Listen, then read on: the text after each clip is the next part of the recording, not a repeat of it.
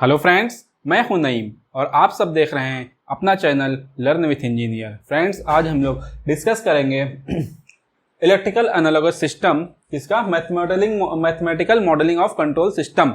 हमने अपने पीछे लेक्चर्स में किस तरह से मैथमेटिकल मॉडलिंग करते हैं किसी फिजिकल सिस्टम का, वो हम पूरा देख चुके हैं। आज हम उसी का, चूँकि हम ज़्यादा कंफर्टेबल होते हैं, हम बीइंग एन इलेक्ट्रिकल स्टूडेंट हमें ज़्यादा कंफर्टेबल होते हैं जहाँ पे हमें रेजिस्टेंस, कैपेसिटेंस या इंडक्टेंस वगैरह मिल जाता है। हम अपनी पूरी सर्किट थ्योरी वहाँ पे लगा के कोई भी वेरिएबल, आउटपुट वेरिएबल निकालना होता है, उसको आसानी से कैलकुलेट कर लेते हैं। अभी तक हमने जो देखा, जो भी टर्मिनोलॉजीज आई हमारे पास मैथमेटिकल मॉडलिंग में, वो मास रहा, फ्रिक्शन रहा, स्प्रिंग कांस्टेंट रहा, उनके टर्मिनोलॉजीज में आई।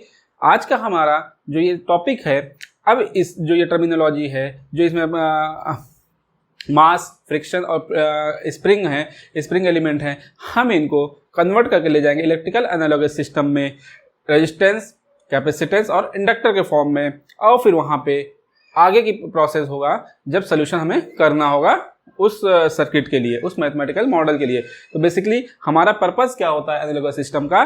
चूंकि हम इलेक्ट्रिकल इंजीनियर हैं, हम ज़्यादा कंफर्टेबल हैं रेजिस्टेंस, कैपेसिटेंस और इंडक्टेंस में, तो हम जो भी मास, फ्रिक्शन और स्प्रिंग वाला पार्ट है, कंपोनेंट हैं, जो भी टर्मिनोलॉजीज हैं, इनको हम ले जाएंगे इलेक्ट्रिकल सिस्टम में। तो अब हम देखते हैं। अच्छा, इस लेक्चर में हम लोग फोर्स वोल्टेज एनालॉजी यूज करेंगे। दो एनालॉजीज यूज होती हैं एनालॉगस सिस्टम में, एक होता है फोर्स वोल्टेज एनालॉजी, एक होती है फोर्स करंट एनालॉजी। तो हम यहाँ पे फोर्स वोल्टेज एनालॉजी डिस्कस करेंगे इस लेक्चर में, और उस पर 2 या 3 न्यूमेरिकल आपको मैं सॉल्व करूंगा आपके लिए डिफरेंट टाइप्स के, ताकि आपको ये पूरा का पूरा कॉन्सेप्ट क्लियर हो जाएगा। मैं चाहूँ तो एक ही लेक्चर में दोनों जो एनालॉजीज हैं उनको कवर कर सकता हूँ, बट फिर न्यूमेरिकल नहीं हो पाएंगे और फिर कॉन्सेप्ट थोड़ा सा क्लियर नहीं हो पाता है। अगर न्यूमेरिकल जाता है तो हमें पता है कि कोई भी कॉन्सेप्ट होगा वो अच्छी तरह से क्लियर हो जाता है। अच्छा, तो अब बढ़ते हैं आगे।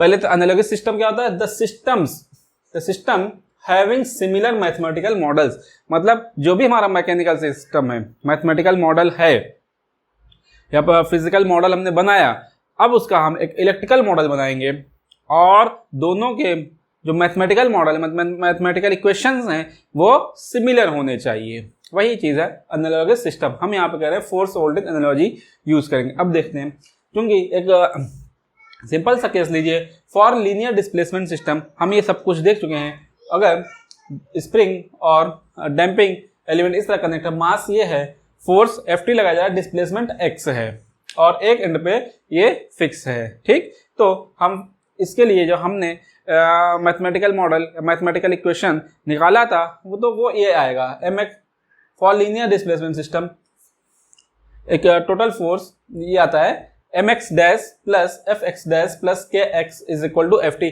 ये हम देख चुके हैं, ये कहाँ से आएगा ये आप पीछे लेक्चर में जाके रिफर कर सकते हैं। ठीक है, फॉर लीनियर डिस्प्लेसमेंट सिस्टम। और अगर हम इसी x डैश को, चूंकि हम जानते हैं v इज इक्वल टू होता है dx बाई dt, या फिर कह लीजिए v is equal to x dot. ठीक, तो x डबल डॉट को हमने कन्वर्ट कर दिया v सिंगल डॉट। v क्या है? लीनियर वेलोसिटी कह लीजिए, x linear displacement, v linear velocity हो गया। ठीक, mv dot plus fv, x dash को हमने v में रख दिया, x अगर हम x की वैल्यू यहां से निकालेंगे तो क्या होगा? Integral of v dt is equal to ft।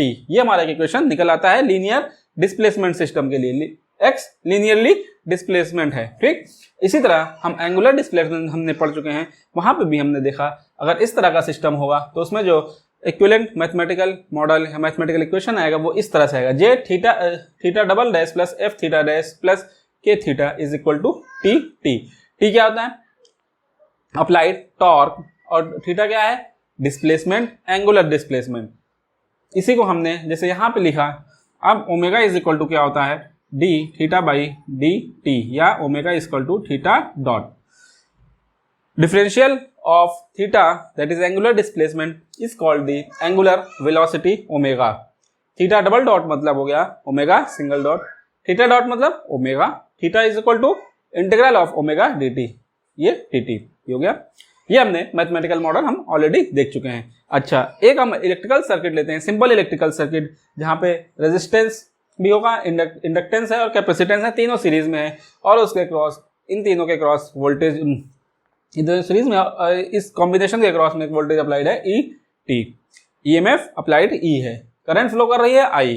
अगर हम इसमें केवीएल लगाते हैं तो क्या मिलता है हमें, L D I by D T, current flow कर रही है L D I by D T, इसके क्रॉस वोल्टेज ड्रॉप, फिर इसके क्रॉस वोल्टेज ड्रॉप, फिर ये कैपेसिटर के क्रॉस वोल्टेज ड्रॉप, तीनों वोल्टेज ड्रॉप जो होंगे वो मिलकर बनते हैं, वो किसके, उनका जब समेशन लेते हैं तो वो किसके इक्विवेलेंट होते हैं, जो अप्लाइड वोल्टेज होता है। ये हमारी बेसिक इलेक्ट्रिकल का इक्वेशन है, ये आप सब जानते होंगे, ठीक है।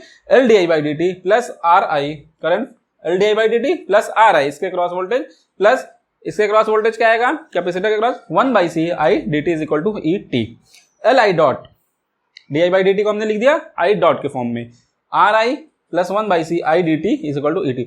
अब हम जब इन तीनों इक्वेशंस को देखते हैं तो हमें कुछ सिमिलरिटी मिलती है, तो हम इसी सिमिलरिटी को अपने टेबल के फॉर्म में लिखेंगे, और यही टेबल हमारी यूज होगी हमारे जब भी हम मैथमेटिकल जो फिजिकल मॉडल होगा उसको हम इलेक्ट्रिकल मॉडल में कन्वर्ट करेंगे। दोनों के मैथमेटिकल मॉडल इक्वेशन, जो मैथमेटिकल इक्वेशंस होंगे वो सिमिलर होंगे। सिमिलर इन द सेंस, देखिए जैसे लीनियर डिस्प्लेसमेंट देखते हैं आप, तो M V dot L I dot F V R I K integral of V D T T 1/c integral of I D T F T is equal to E T. इसी तरह J omega dot plus J omega dot किसके similar है, L I dot के, F omega R I K integral of omega D T 1/c integral of I D T. इस तरह आपको similarity दिख रही होगी इन तीन इक्वेशंस में, तो इन्हीं को हम टेबुलर फॉर्म में एक यहाँ पे लिखते हैं। तो सबसे पहले लीनियर के लिए अगर m, हम इसको देखें कि m किसके सिमिलर है, j के, m इन मतलब फोर्स, मास, और j क्या है,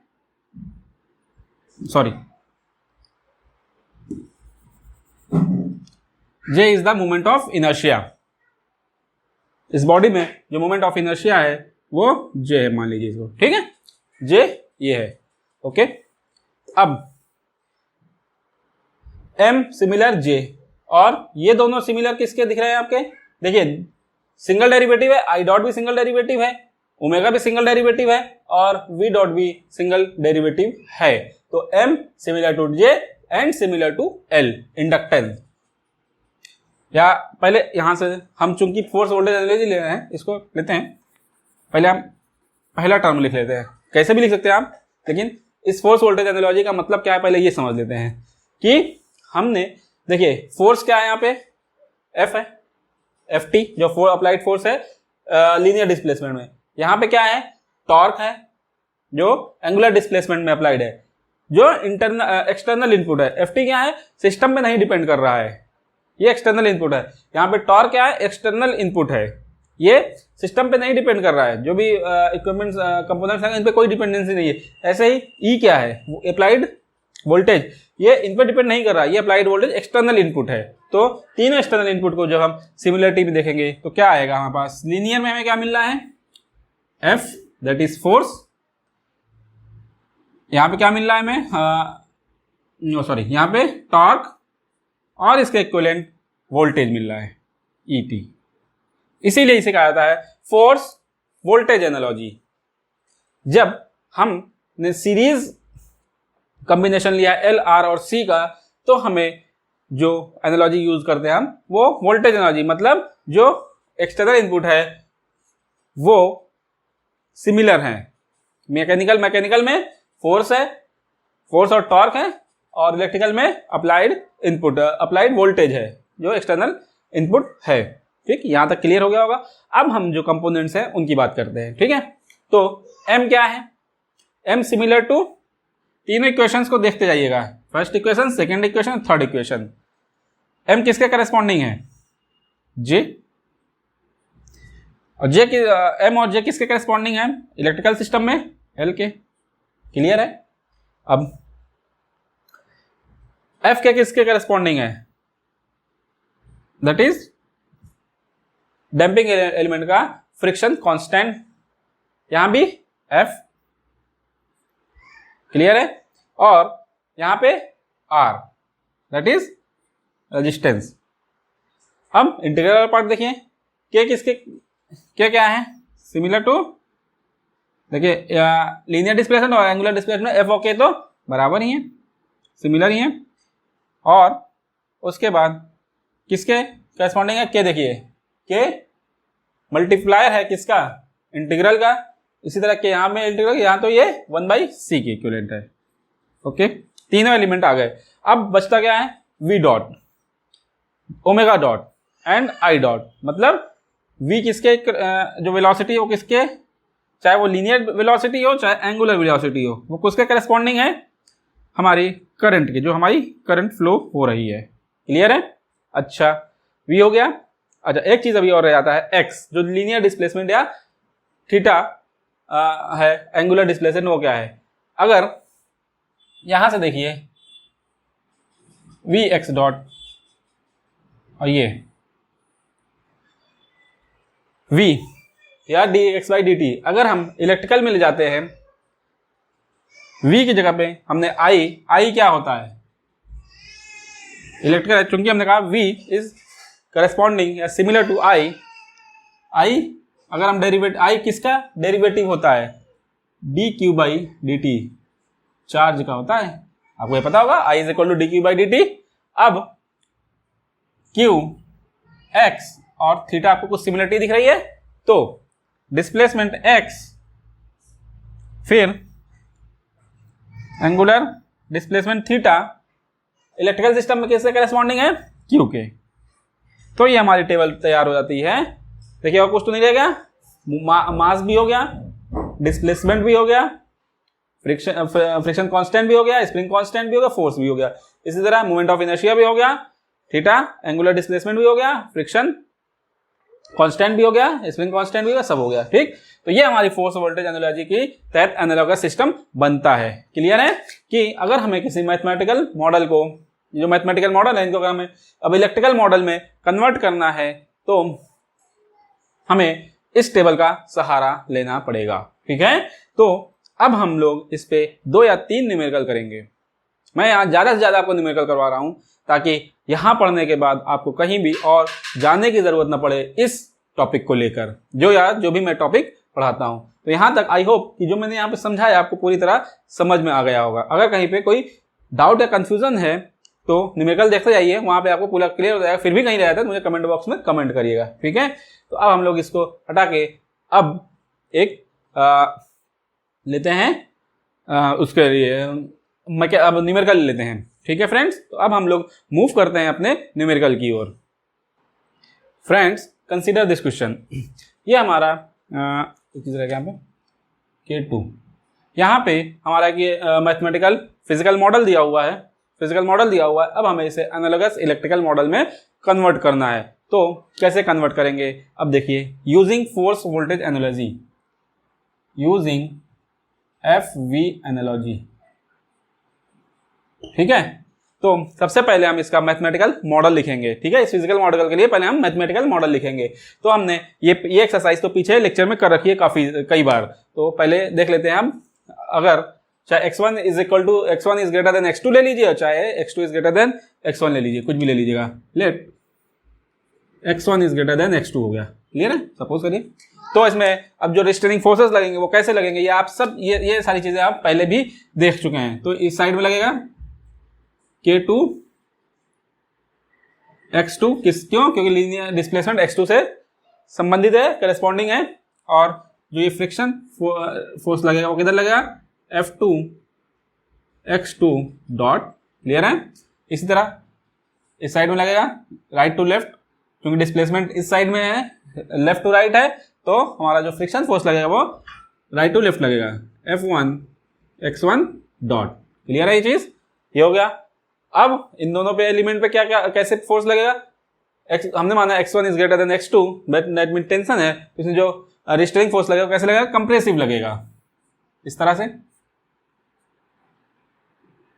कितना आएगा, F12 x1 dot minus x2 dot, इस साइड से। और इसमें जो रिस्ट्रेनिंग फोर्स लगेगा क्या लगेगा, के x1 माइनस x2।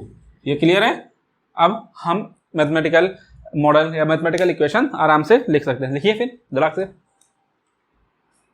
सबसे पहले m1 के लिए लिख लेते हैं हम लोग। m1 x1 double dot net forces in the direction of displacement x1।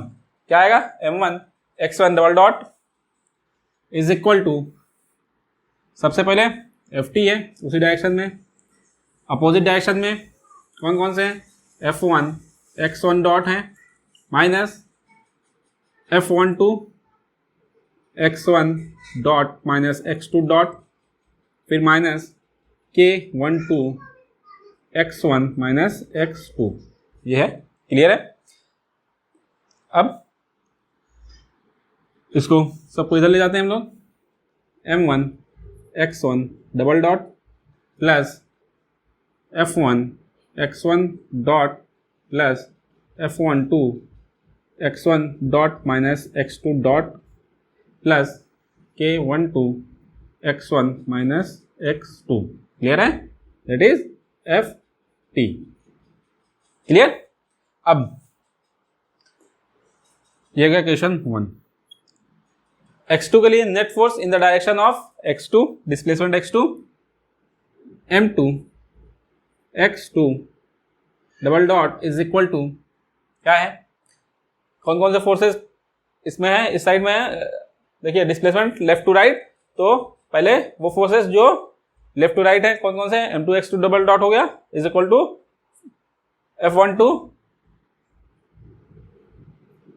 x1 dot minus x2 dot. ये क्लियर हो गया? प्लस k12 है ये, क्योंकि k12 है, k12 x1 माइनस x2। ये क्लियर हो गया? अब इसके अपोजिट डायरेक्शन में k2 x2 plus minus f2 x2 dot. ये क्लियर हो गया? ओके। अब सबको ले जाइए दूसरी साइड में। m2 x2 double dot plus f12। अब चूंकि लेफ्ट साइड में ले जा रहे हैं तो यहाँ माइनस आ जाएगा, लेकिन हमने प्लस लिखा है, मतलब अंदर वाले अब अपोजिट हो जाएंगे। x2 dot minus x1 dot plus k12 x2 minus x1 plus k2 x2 plus f2 x2 dot. ये इक्वेशंस हमारे हो गए। दो इक्वेशंस मिल गए हमें मैथमेटिकल मॉडल इस फिजिकल मॉडल के लिए। ये हम पूरा देख चुके हैं। अब इसका इलेक्ट्रिकल एनालॉगस सिस्टम हमें बनाना होगा। क्लियर है? तो बनाते हैं इसको। अगर हम अब डिस्प्लेसमेंट को अगर हम वेलोसिटी के फॉर्म में लिखना चाहें तो कैसे लिखेंगे? अगर इसी इक्वेशन को हमें वेलोसिटी के फॉर्म में लिखना है तो कैसे लिखेंगे? m1 v1 dot plus f1 v1 plus f12 v1 minus v2 plus k12 x1 dot, ये integral of v1 minus v2 dt is equal to ft। ठीक, इक्वेशन थर्ड मान लीजिए इसको। इसी तरह इसको लिखेंगे सेकंड वाले को भी, अगर v के फॉर्म में लिखेंगे m2 v2 dot plus f12 v2 minus v1 plus k12 integral of v2 minus v1 plus k2 integral of v2 dt।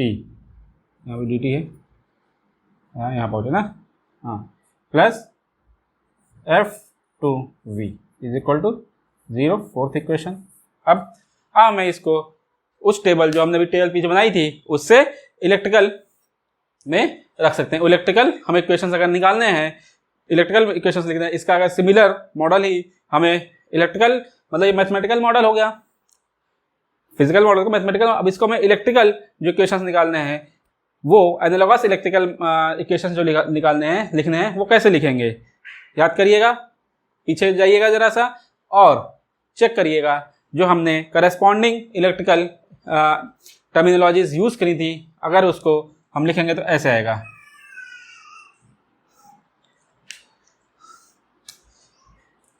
Analogous electrical system using, ये ध्यान रखिएगा फोर्स वोल्टेज की हम बात कर रहे हैं, दो एनालॉजीज चलती हैं फोर्स वोल्टेज की अगर हम बात कर रहे हैं।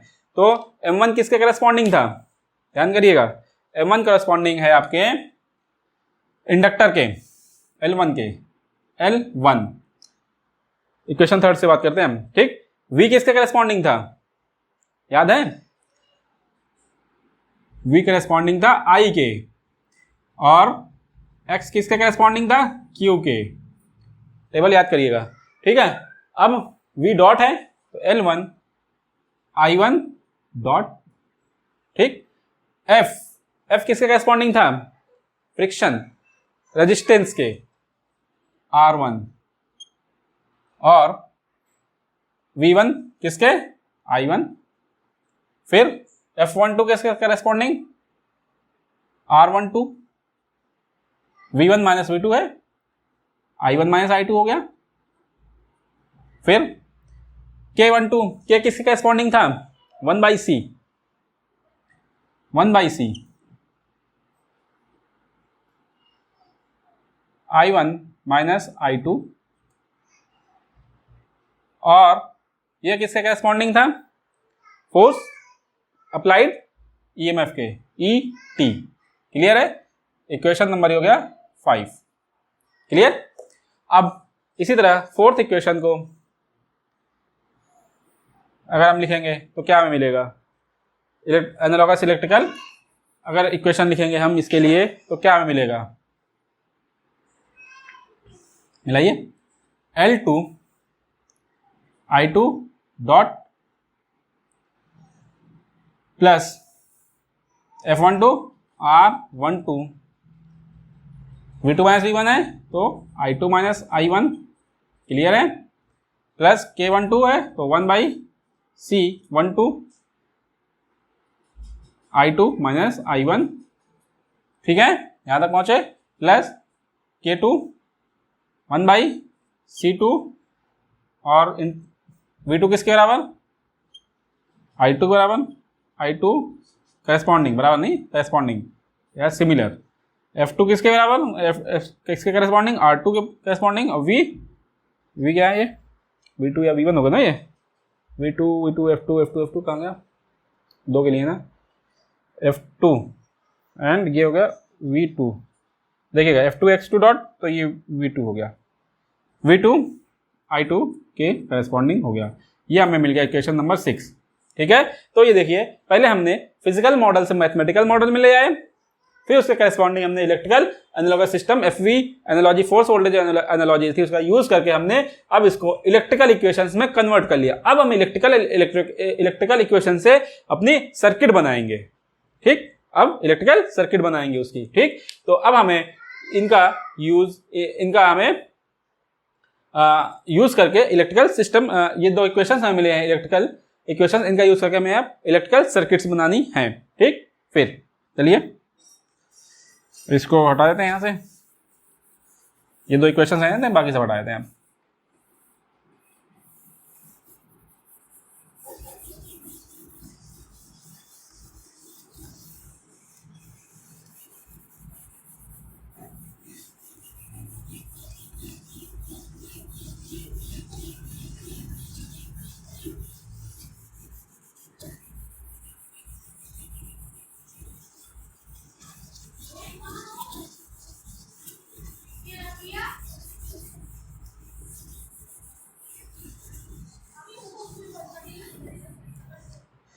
चलिए फ्रेंड्स, देखते हैं आगे।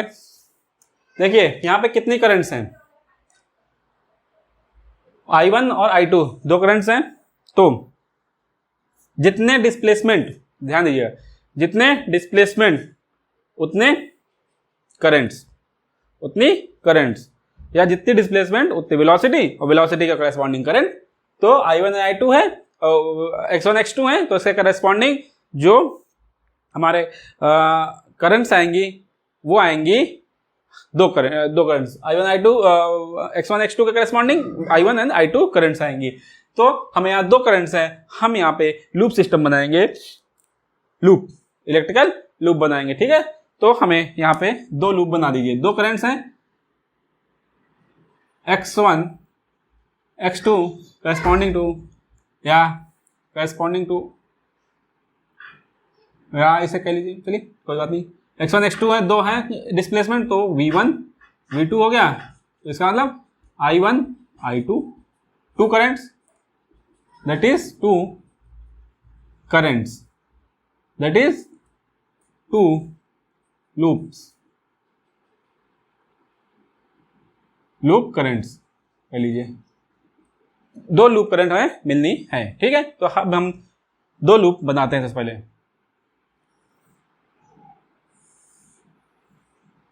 फर्स्ट लूप ये कर लिया, दोनों लूप आपस में कुछ ना कुछ शेयर भी करेंगे। सेकंड लूप ये हो गया। अब दो करंट्स हैं I1 I2, इनकी डायरेक्शन ये मान लीजिए I1 और ये I2, क्लियर है। I1 I2 हो गया। अब इक्वेशन से लिखना शुरू करिए। ये ब्लू वाली लेते हैं, चलिए। पहले इक्वेशन में क्या है, L1 I1 डॉट, मतलब ये देखिए L1 वो कहाँ पे, केवल I1 में है, मतलब इस लूप में कहीं पे लगेगा जहां पे केवल I1 फ्लो कर रही होगी। अच्छा, इसमें क्या फ्लो करेगी, I1 माइनस I2, या फिर इधर से कर लेंगे तो I2 माइनस I1 कर जाएगी। क्लियर है। दो डिस्प्लेसमेंट, दो लूप करंट्स, मतलब दो लूप बन गए, टू लूप्स बन गए। अब उन्हें जो करंट फ्लो कर रही है, अब इक्वेशंस को देखिए, L1 I1 डॉट, मतलब एक L1 केवल यहाँ पे जो L1 लगेगा वो केवल फर्स्ट लूप में रहेगा। इसे यहाँ पे L1 कह लीजिए, यहाँ पे लगा दीजिए L1 हो गया। दूसरा इक्वेशन R1 भी केवल I1 से है, तो यहां भी R1 कर लीजिए। रेजिस्टेंस थोड़ा सही बना दें, R1 हो गया। दूसरा, अब देखिएगा दो करंट्स आ रही हैं, I1 minus I2 multiply by R12 कहां पे लगेगा, जहां पे I1 और माइनस I2 होगी वहां पे। देखिए कहां पे I1 माइनस I2 है, यहां पे है, इस ब्रांच में है, तो R12 यहां पे आएगा। इसे क्योंकि करंट फ्लो कर रही है I1 माइनस I2, ये हो गया R12। ये क्लियर है। अब 1 by C I1 minus I2, अच्छा यहाँ पे C लिख दिया नहीं, C12 होगा, पीछे जाकर देखिएगा C12 ही रहेगा, क्योंकि I1 माइनस I2 आ रहा है, ठीक है। I1 माइनस I2 किससे फ्लो कर रही है, 1 बाई C12 से, ओके। तो यहाँ पे कैपेसिटर से फ्लो कर रही है, जो दोनों के बीच में कंबाइंड है, ये हो गया C। ये इक्विवेलेंट किसका हो गया, 1 बाई K। R12 किसका इक्विवेलेंट है, चलिए अभी इसको इक्विवेलेंट से देखते हैं बाद में। C है, कंपोनेंट लग गया C, और जो अब ये देखिए क्या है, ये सारे वोल्टेज ड्रॉप ही तो हैं, तो अगर आप इसके क्रॉस वोल्टेज ड्रॉप लेंगे तो 1 by C I2 minus I1 भी लिख सकते हैं, I1 माइनस I2 भी लिख सकते हैं, कुछ भी लिख लीजिए, चाहे इधर से ड्रॉप लीजिए चाहे इधर से ड्रॉप ले लीजिए, जैसे ही फ्लो लीजिए। अब अभी फोर्स को, अभी हम EMF को रहने देते हैं, वो समझते हैं कैसे लगेगा। EMF इसी में है, अब इसको हम समझते हैं। अब जितने यहाँ पे एक एलिमेंट्स हमने लगाए, L1 I1 dot plus R1 I1 dot plus R12 I1 minus I2 plus 1 by C12 integral of I1 minus I2, ये जितने ड्रॉप हैं इन कंपोनेंट्स के क्रॉस, वो किसके बराबर हैं, EMF जो अप्लाइड है उसके बराबर। तो यहाँ पे EMF सोर्स भी लग जाएगा।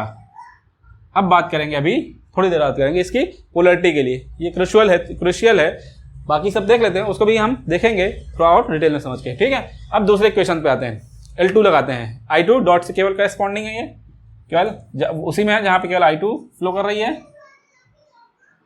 ये हो गया L2, क्लियर है। देखिए यहाँ पे I1 फ्लो कर रही है ऐसे, यहाँ पे I2 फ्लो कर रही है ऐसे, तो करंट्स हैं, क्लियर है। अब R12 I2 minus I1, R12 I2 minus I1, चाहे करंट्स इधर से फ्लो करेगी, देखिए तब भी R12 लगा हुआ है, पहले हमने लगा दिया R12 I12 minus I1 plus 1/C12 I2 minus I1, C12 है 1/C12 I2 माइनस I1। पहले ही हमने ये जो एलिमेंट्स हैं रेजिस्टेंस और कैपेसिटेंस के दोनों लूप के जो कॉमन ब्रांच है दोनों लूप की, उनके बीच में लगा हुआ है R12 और 1/C12 I2 minus I1 plus 1/C2। अब ये देखिए C2 कहाँ लगा हुआ है, I2 से, जहाँ पर केवल I2 लगी हुई है, केवल I2 चल रही है, करंट फ्लो कर रही है, तो यहाँ पे C12 हो गया, C2 नॉट C12, केवल I2 से फ्लो। इसी तरह R2, R भी आ गया यहाँ पे R2, तो हमें ये देखिए मिल गया इलेक्ट्रिकल इक्वेशन से इलेक्ट्रिकल सर्किट, ठीक। अब एक और चीज चाहिए EMF। अब इसकी पोलैरिटी क्या होगी, प्लस में होगी, ये होगी या फिर ये हो गया, कौन सी होगी दोनों में से, ध्यान दीजिएगा। इस इक्वेशन को देखिएगा, L1 I1 dot plus R1 I1 जो भी है, ये जितने ड्रॉप्स हैं ये सारे वोल्टेज ड्रॉप्स हैं 1 2 3 4, चाहे सारे वोल्टेज जिनको जब हम सम अप कर दे रहे हैं तो वो किसके बराबर है, ET के बराबर। तो अगर हम इसमें जो करंट फ्लो कर रही है L1 I1 dot R1 I1 plus R12 I2 minus I1 minus I2 plus 1/C2 C12 I2 minus I1, ये सारे के सारे जितने ड्रॉप है किसके बराबर होंगे, EMF के। तो ये आ जाएगा ET प्लस माइनस करंट इधर फ्लो कर रही है, चलिए कोई बात नहीं, इधर से ले लेते हैं, ये हो गया। इनको सम अप करेंगे तो हमें ये इसकी पोलैरिटी क्या होनी चाहिए, प्लस, और इसकी पोलैरिटी माइनस, इधर माइनस, समझ में आ गया, कौन सा रहेगा, ये क्यों रहेगा, क्योंकि जो चारों के अक्रॉस ड्रॉप है वो सब मिलके बन रहा है जो अप्लाइड EMF है वो, इस इक्वेशन के हिसाब से। तो ये चीज यहाँ पे देखिएगा, जो हमारा ड्रॉप है करंट के अलोंग, जो करंट जिस डायरेक्शन में फ्लो कर रही है उसके अलोंग जो भी ड्रॉप है वो सारा किसके बराबर है, अप्लाइड फोर्स के, मतलब राइज इन वोल्टेज है ये, प्लस माइनस करंट किधर फ्लो कर रही है, इधर I1। तो ये मिला हमें, इसको हम डायरेक्टली यूज करेंगे आगे क्वेश्चंस में, इसलिए मैं इस पर ध्यान दे रहा हूँ। क्यों, क्योंकि अभी हमने ये डिटेल तरीके से समझा कि पूरा मैथमेटिकल इक्वेशन बनाया, मॉडल बनाया, ठीक है। फिर उसके बाद पहले फिजिकल मॉडल से हमने मैथमेटिकल मॉडल बनाया, फिर मैथमेटिकल मॉडल से हमने इलेक्ट्रिकल इक्वेशंस लिखे, या मैथमेटिकल इक्वेशन से इलेक्ट्रिकल इक्वेशंस लिखे, फिर उसके बाद इलेक्ट्रिकल इक्वेशन से इलेक्ट्रिकल सर्किट बनाई। 2 स्टेप इसमें बीच में अबंडेंट हैं, अबंडेंट मतलब ज्यादा है। हम जो इक्वेशंस लिख रहे हैं उन इक्वेशंस को नहीं लिखेंगे आगे से। एक शॉर्टकट बताऊंगा मैं, शॉर्टकट जिससे आप केवल फिजिकल मॉडल को ही देख के डायरेक्ट इलेक्ट्रिकल मॉडल बना लेंगे। यहाँ पे एक फिगर से दूसरा फिगर डायरेक्ट बना लेंगे।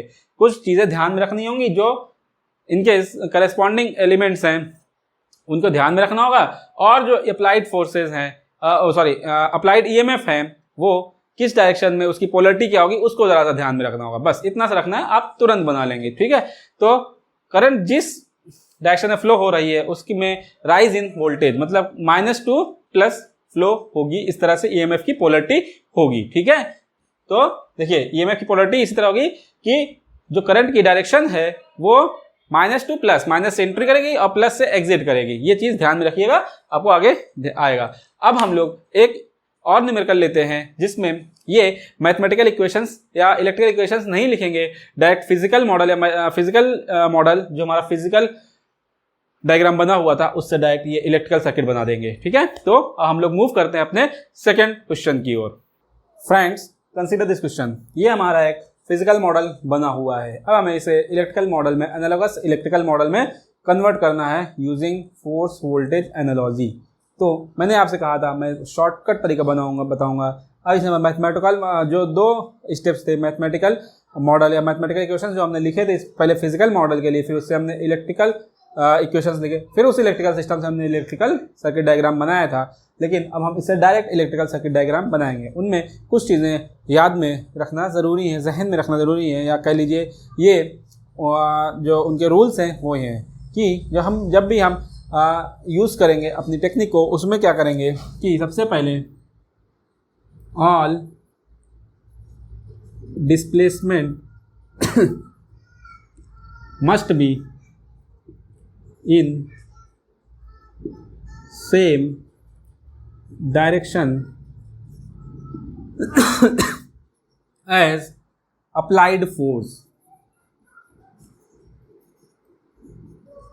पहला रूल ये कहता है कि सारे के सारे डिस्प्लेसमेंट जितने भी x1, x2, x3, x4 हैं, देखिए 4 डिस्प्लेसमेंट या 4 डिस्प्लेसमेंट्स दिए हुए हैं, तो सारे के सारे डिस्प्लेसमेंट एक डायरेक्शन में चाहिए। और किस डायरेक्शन में? अप्लाइड फोर्स के। अप्लाइड फोर्स क्या है? राइट टू लेफ्ट में है। x3, x4 तो राइट टू लेफ्ट में, बट x1 और x2 लेफ्ट टू राइट है, तो हमें इसे चेंज करना होगा। ठीक, अच्छा ये हो गया, बस इतना चीज देखना है, ये एक रूल है। अब दूसरा है, कैसे देखेंगे कि कितने लूप्स बनेंगे, तो उसके लिए मैंने बताया जितने डिस्प्लेसमेंट्स उतनी लूप करंट्स, और जितनी लूप करंट्स उतने ही loop. Number of displacement is equal to number of loop currents, जितने भी, that is number of loops. Okay, ये हो गया, बस ये दो रूल्स हैं।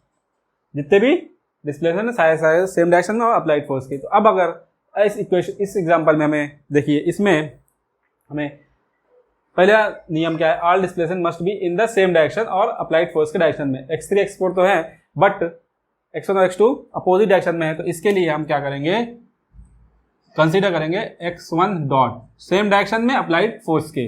इसी तरह इसमें x2 डॉट, ये कंसीडर कर लेंगे। ठीक है, जब ये कंसीडर कर लेंगे तो अब हम x1 और x2 को भूल जाएंगे आखिरी तक के लिए, लास्ट तक के लिए। जब पूरा पूरा हम इलेक्ट्रिकल सिस्टम बना लेंगे, इलेक्ट्रिकल सर्किट बना लेंगे, फिर हम x1 डॉट, फिर हम x1 को इंट्रोड्यूस करेंगे। ठीक है, x1 corresponding to x1 dot and x1 corresponding to I1। देखिएगा, x1 corresponding to I1, clear है? तो x1 dot corresponding to I1 dot, clear है? x1 अगर करस्पॉन्ड कर रहा है I1 को, तो x1 डॉट करस्पॉन्ड करेगा I1 डॉट को। ठीक है, तो और x1 is equal to minus x2 दूसरी डायरेक्शन में है, इस तरह I1 will be x1 dot minus I1 dot, मतलब पहले हम I1 डॉट लेके चलेंगे, फिर जब पूरी इलेक्ट्रिकल सर्किट हमारी बन जाएगी तो I1 की डायरेक्शन को चेंज कर देंगे, बस यही करेंगे। ओके, तो हम लोग बनाते हैं अपना इलेक्ट्रिकल सर्किट डायग्राम। सबसे पहले अब ये देखिए, x1 डॉट हो गया और x2 डॉट हो गया, क्लियर है? तो नंबर ऑफ लूप करंट्स यहां पे कितने हैं? 4 डिस्प्लेसमेंट्स, हियर 4 डिस्प्लेसमेंट्स, मतलब 4 लूप करंट्स। ठीक, तो अब बनाइए 4 लूप्स। अब हम लोग 4 लूप्स बनाते हैं सबसे पहले, और इस तरह लूप बनाएंगे कि जितने लूप्स हैं वो आपस में सभी को टच करें, ये हम कोशिश करेंगे।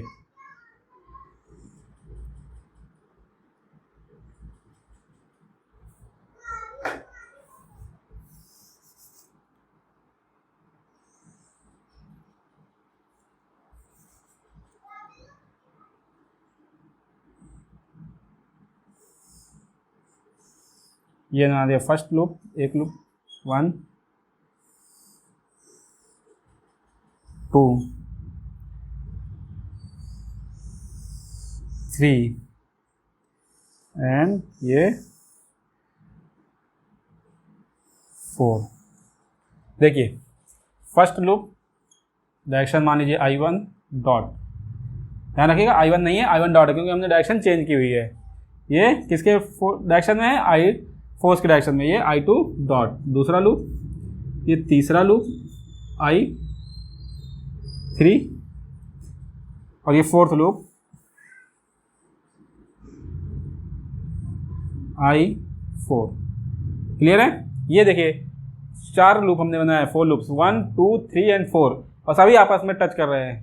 3 वाला 1 को भी टच कर रहा है, 2 को भी टच कर रहा है, 4 को भी टच कर रहा है, 4th वाला 3 को भी टच कर रहा है, 2 को टच कर रहा है, यहाँ से 1 को भी टच कर रहा है। ये तो हो गया हमारा लॉन्ग प्रोसीजर। अब इसमें एक शॉर्टकट और आता है, हमें फिगर को देख के समझना होगा कि लूप कैसे बनेगा। थोड़ा सा अगर हम और दिमाग लगा लेंगे हल्का सा, तो हमें और आसानी हो जाएगी और जल्दी हम क्विकली कर पाएंगे। देखिए x1 किसी तरीके से कनेक्ट है क्या x4 से, या x1 डॉट किसी तरह कनेक्ट है x4 से। जो भी एलिमेंट्स हैं ये x2 से और ये x3 से है, लेकिन x1 x4 से कनेक्ट नहीं है किसी तरह से भी। ठीक है, तो हम इसको ऐसे ही I1 कनेक्ट किसी तरह भी से भी नहीं कनेक्ट होगा, मतलब I1 वाला लूप किसी तरह से भी कनेक्ट नहीं होगा I4 वाले लूप से। तो हमें इसकी यहां तक जरूरत ना हो के केवल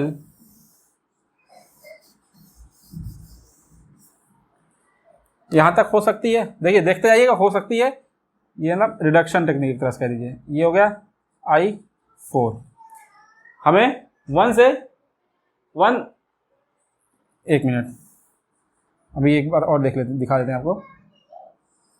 1 से हमें कनेक्ट करने की जरूरत नहीं है क्योंकि x1 डॉट 4 से कनेक्ट नहीं है। अब क्या x1 डॉट या x4 डॉट हमारा किसी तरह से 2 से कनेक्ट है x2 डॉट से, या डिस्प्लेसमेंट x4 x2 से, डिस्प्लेसमेंट x2 x2 डॉट से किसी तरह कनेक्ट है? कोई एलिमेंट डायरेक्टली जुड़ा हुआ है? नहीं जुड़ा हुआ है। x4 से देखिए 3 में तो जुड़ा हुआ है, 3 में जुड़ा हुआ है, लेकिन ना ही फर्स्ट से जुड़ा हुआ है डायरेक्ट, ना ही 4 सेकेंड से। तो यहां से ये भी हटा सकते हैं हम, ये लूप भी यहां से हटा सकते हैं। क्लियर? तो इस तरह से 4th लूप केवल, और देखिए 2 से कोई कनेक्ट नहीं है तो इसको हम डायरेक्ट यहां से हटा सकते हैं। ये पूरा पूरा हटा के 2 से भी नहीं कनेक्ट करना, हमें केवल 3 से कनेक्ट करना है 4th को। तो ये आ गया 4th लूप। इस तरह देखिए फिगर को देख के ही आप बता पाएंगे कि कौन सा कहाँ पे कनेक्ट है। 3 और 4 के बीच में कनेक्शन है, वो आ गया। क्लियर है? ये हो गया। इस तरह हमारे लूप बन गए। ये हो गया I4। अब देखते जाइए, रखते जाइए कैसे।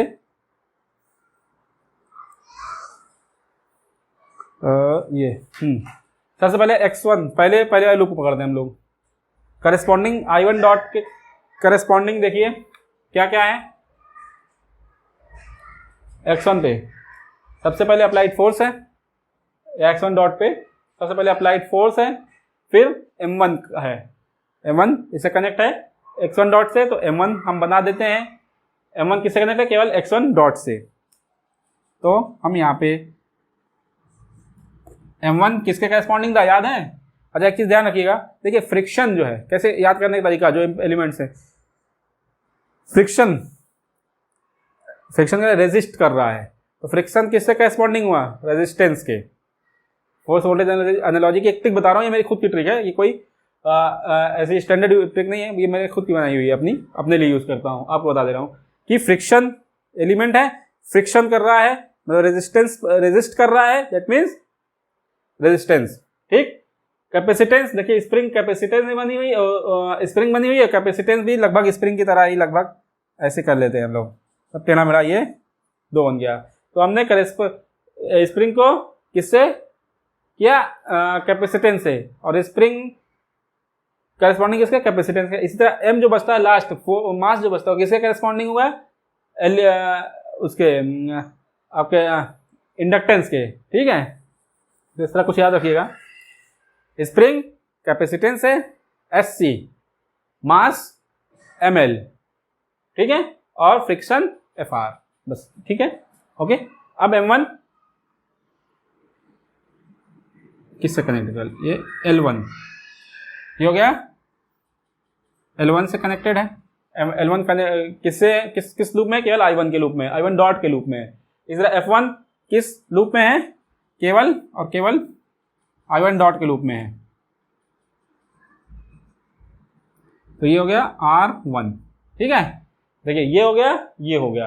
अब बचता क्या है? 1 2 x1 डॉट और x2 डॉट के बीच में जो एलिमेंट है वो क्या है? K12, दैट इज 1/C12 या C12 कर लेते हैं। 1 और 2 के बीच में कॉमन एरिया, कॉमन ब्रांच कौन सी, ये है, तो ये हो गई हमारे पास C12। ठीक, करेस्पॉन्डिंग लिखते जाते हैं हम लोग। L1 किसके करेस्पॉन्डिंग हो गया, M1 के। R1 किसके करेस्पॉन्डिंग हो गया, F1 के। C12 किसके करेस्पॉन्डिंग हो गया, 1/K12 के। भाई K 1/C के होता है, तो कह लीजिए C 1/K के बराबर हो गया, ये हुआ करेस्पॉन्डिंग।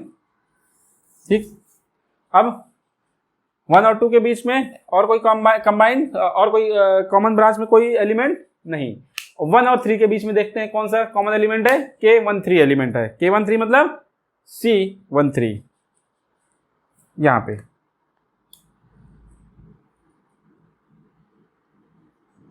सॉरी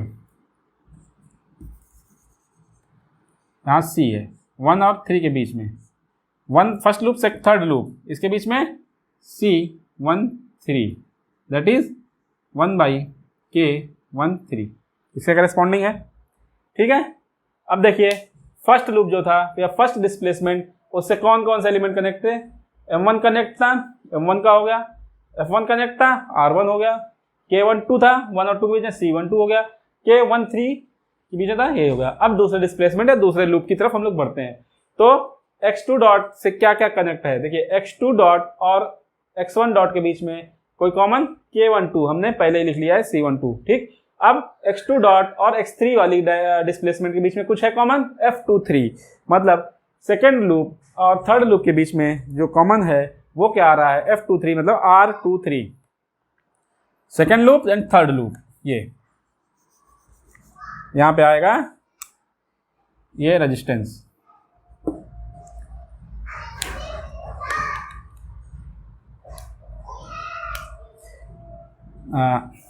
चलिए कोई बात नहीं, लिख देता हूं मैं इसको, R23 is equal to F23, किसका करेस्पॉन्डिंग है, F23 के करेस्पॉन्डिंग। ठीक है, सेकेंड और थर्ड के बीच में आ गया। आप सेकेंड डिस्प्लेसमेंट से कोई भी चीज कनेक्ट हुई बची हुई है, ये भी कर ले लिया, ये भी ले लिया। अब हम थर्ड डिस्प्लेसमेंट की तरफ चलते हैं, थर्ड लूप की तरफ। देखिए x3 जो हमने लिया हुआ है, इससे क्या क्या है, x3 और x2 के बीच में या थर्ड और सेकेंड के लूप के बीच में इस तरह देखिएगा, पहले थर्ड डिस्प्लेसमेंट और सेकेंड डिस्प्लेसमेंट के बीच में कुछ है, F23 है, उसको बना दिया पहले ही हमने।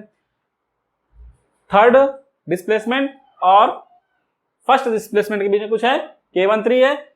थर्ड लूप मतलब थर्ड लूप और फर्स्ट लूप के बीच में क्या है कॉमन में, C13 या K13 हमने पहले ही बना दिया। अब थर्ड लूप और फोर्थ लूप के बीच में या थर्ड डिस्प्लेसमेंट और फोर्थ डिस्प्लेसमेंट के बीच में क्या क्या है, पहले F34 है, तो इसको बना लेते हैं हम लोग। F3 के फ्लोर मतलब फ्रिक्शन एलिमेंट के करेस्पॉन्डिंग क्या क्या है, रेजिस्टेंस R34 और स्प्रिंग भी है, तो C3 और 4 के बीच में, ये हो गया क्लियर। R3 किसके करेस्पॉन्डिंग, F34 के।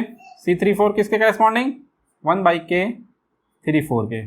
ठीक है, ये हो गया। देखिए थर्ड और फोर्थ के जो डिस्प्लेसमेंट, और कुछ बचा इसमें, अच्छा ये वाली बॉडी है M3, इसमें फ्रिक्शन भी है F3, x3 डिस्प्लेसमेंट से क्या करेस्पॉन्ड कर रहा है, F3 करेस्पॉन्ड कर रहा है, जो केवल थर्ड लूप में आएगा। तो थर्ड लूप ये है, तो इसमें एक रेजिस्टेंस भी यहां पे आ जाएगा।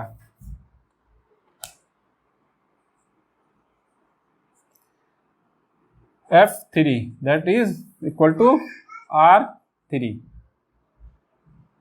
ठीक है, अब फोर्थ के बीच में आते हैं, फोर्थ लूप में देखिए फोर्थ और 3 के बीच में हमने बना दिया, फोर्थ और 3 के ये बना दिया। अब क्या रह गया, केवल फोर्थ से जो करता है केवल K4 और F4 बचा है, तो यहां बना दीजिए।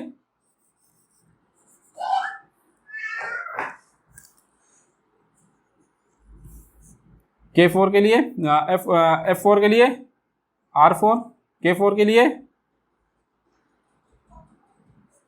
C4, किसके किसके करेस्पॉन्डिंग, R4 किसके करेस्पॉन्डिंग, आपका F4 के करेस्पॉन्डिंग, ये जो है F4 करेस्पॉन्डिंग। अब K4 के करेस्पॉन्डिंग ये 1/K4।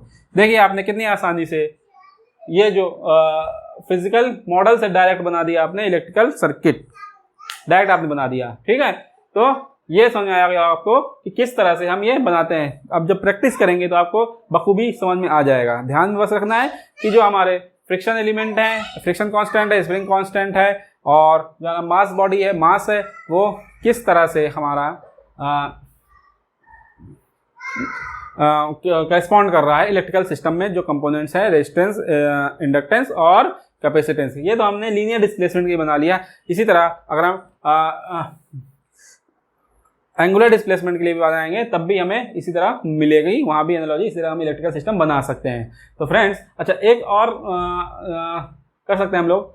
अगर मान लीजिए यहाँ पे सीरीज में होता, चलिए ये तो हो गया पूरा क्वेश्चन पूरा सॉल्व हो गया। अब एक मॉडिफिकेशन करते हैं और फिर आपसे पूछते हैं क्या होगा कि अगर मैं यहाँ से ये हटा दूँ,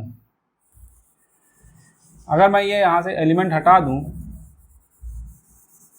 और ये सीरीज में कनेक्ट कर दूँ तो किस तरह सॉल्व करेंगे आप लोग।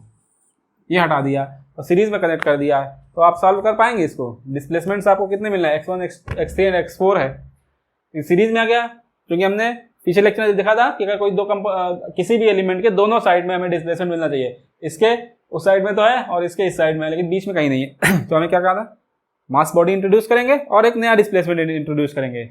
अच्छा, इसमें एक चीज़ रह गई थी, जरा ध्यान दीजिएगा। ओ सॉरी, अभी EMF वाला रह गया था, अभी EMF वाला रह गया FT। हमने क्या कहा था, all displacement must be in the direction as applied force. अभी EMF रह गया है, लूप 1 में कनेक्ट होगा EMF। EMF जो फोर्स हमारा देखिए किस डिस्प्लेसमेंट पे है, x1 पे है। तो x1 के करस्पॉन्डिंग करंट या x1 डॉट के corresponding current I1 dot, clear है। तो हमने क्या कहा था, EMF सोर्स इस तरह लगेगा, उसकी पोलरिटी, पहले तो हम EMF सोर्स लगा देते हैं यहाँ पे। EMF सोर्स की पोलरिटी इस तरह होगी कि राइज इन वोल्टेज, मतलब जितने ये सारे के सारे कंपोनेंट्स, इसके क्रॉस वोल्टेज ड्रॉप जो होगा वो इसके बराबर होगा। तो हमने देखा था कि अगर करंट इस तरह फ्लो कर रही है I1 डॉट, तो इसमें जो EMF सोर्स लग रहा है उसका EMF पोलरिटी किस तरह होगी, ये प्लस होगी माइनस से एंट्री करेगी I1 डॉट और प्लस से एग्जिट करेगी। तो देखिए I1 डॉट की डायरेक्शन क्लॉकवाइज है, तो यहाँ से ये I1 डॉट है, तो ये माइनस और ये प्लस, ये EMF सोर्स हो गया ET। ये चीज़ रह गई थी इसमें, ठीक। अच्छा, दूसरा एक और क्या चीज़ रह गई, हमने ये माना हुआ था पहले कि x1 डॉट अपोजिट है किसके, x1 के। अब इसे ओरिजिनल करेंट्स में लेते हैं, तो I1 इस साइड में आ जाएगी एंटी क्लॉकवाइज और I2 ये हो जाएगी एंटी क्लॉकवाइज। देखिए हमने कितनी आसानी से कर दिए, सारे के सारे डिस्प्लेसमेंट को एक डायरेक्शन में किया। किसके डायरेक्शन में, FT के डायरेक्शन में। क्यों किया, ताकि ये वाला हमारा कन्वेंशन काम आ जाए।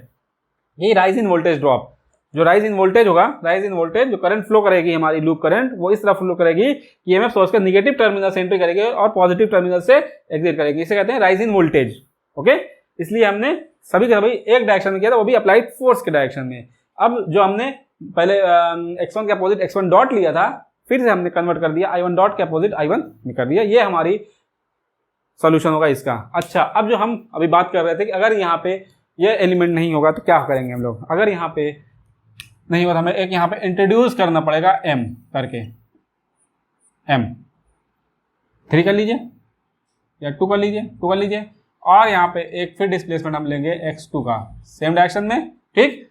सब बना देंगे। उसके बाद क्या करेंगे, हम लोग क्या कर रहे थे, M2 इज इक्वल टू 0 कर दे रहे थे ना, याद होगा फिजिकल मॉडल में हम जो कर रहे थे, M2 is equal to 0। M2 is equal to 0 का मतलब क्या हुआ, M2 किसको करेस्पॉन्ड कर रहा है, L2, ठीक। L2 0 का मतलब क्या हुआ, ये इंडक्टर है तो ये शॉर्ट हो गया, इंडक्टर शॉर्ट हो गया। L2 0 का मतलब यही हुआ भाई, इंडक्टर 0 का मतलब शॉर्ट हो गया वहां पे, ठीक। तो जो हमारा L2 था यहाँ सेकेंड लूप में, अच्छा यहाँ पे एक चीज हमने नहीं बनाया था अभी, इसका इंडक्टर देखिए हमने एक चीज भूल गए हम लोग इस वाले में, फिर से सॉरी। हमने ये सारे एलिमेंट्स ले गए, लेकिन मास एलिमेंट्स केवल इसमें लिया था, L1 लिया था केवल। मास एलिमेंट M2 M3 और M4 के लिए कहीं नहीं लिया। तो हमें सारे के सारे लूप में पहले एक मास एलिमेंट के लिए लेना पड़ेगा। सेकेंड लूप में क्या है, M2, ये हो गया L2 के corresponding, L2 M2। Third loop में M3, ये L3 equal to M3। Fourth के लिए ये L4 is equal to M4। अब ये सर्किट पूरी हुई। 3 बार में दिमाग कहीं और चला गया था, सॉरी। ठीक है, अब मैं यहाँ पे बात कर रहा था कि अगर यहाँ पे डिस्प्लेसमेंट ना होता, हम यहाँ पे एक वर्चुअल बॉडी क्रिएट करते, उसको डिस्प्लेसमेंट देते, उसके बाद लास्ट में सॉल्व करने के बाद M2 इज इक्वल टू 0 रख देते हैं। तो उसी तरह M2 इज इक्वल टू 0 मतलब L2 इज इक्वल टू 0, इसको हम कर देते हैं शॉर्ट, इसको यहाँ पे कर देते हैं हम शॉर्ट। तो हमारा बन जाता है M2 इज इक्वल टू 0 और ये L2 इज इक्वल टू 0। इस तरह से हमारा हो जाता है मॉडिफाई आईडी सर्किट। तो फ्रेंड्स, आई होप ये मैंने जो आपको न्यूमेरिकल सॉल्व करवाया है, इससे आपको ये कॉन्सेप्ट जो था ये पूरी तरह समझ में आ गया होगा। अब हम अगले लेक्चर में अपने फोर्स करंट एनालॉजी का यूज़ करते हुए एनालॉगस इलेक्ट्रिकल सर्किट बनाएंगे। तो थैंक यू वेरी मच।